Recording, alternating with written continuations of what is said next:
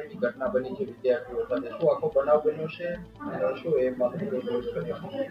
એટલે છોકરાઓ રિસેસમાં બહાર ગયા હતા અને એમની વચ્ચે અંદરની અંદર કંઈક તકરાર થોડીક હતી બોલાચાલીમાં. એમાં આજરોજ વીડી હાઈસ્કૂલની બહાર એવું અમને જાણવા મળ્યું કે બંને વિદ્યાર્થીઓએ એમના શાકતા સહપાઠીઓ કે અન્ય લોકોને બહાર બોલાવી અને શાળાની બહાર ઝઘડો કર્યો છે.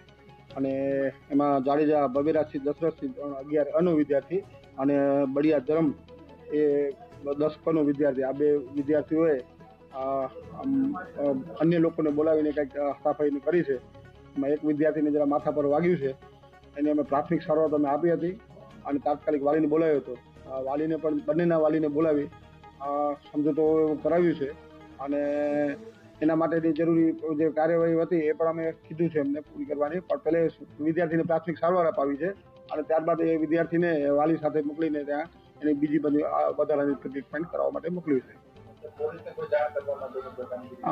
વિદ્યાર્થીઓનો કેસ છે એટલે વાલીઓને બોલાવીને જો એમને વચ્ચે સમજૂતું થઈ જતું હોય તો કોઈ અન્ય અમે એવી કાર્યવાહીમાં કરવા નથી માંગતા, કેમ કે વિદ્યાર્થીઓ નાની ઉંમરમાં આવી ભૂલ કરી જાય અને એની કારકિર્દી બગડે નહીં એ હિતમાં ધ્યાનમાં રાખીને અમે બંને વાલીને સમજાવવાનો પ્રયત્ન કર્યો છે અને બંને વાલીઓ જો સહેમત થઈ જશે તો આપણે કોઈ એવો કેસ કે કરશું નહીં, પરંતુ આ બંને વિદ્યાર્થીઓને અમે વાલીઓ તરફથી બાંધી લેશું કે ભાઈ આવી કોઈ ઘટના ભવિષ્યમાં બને નહીં.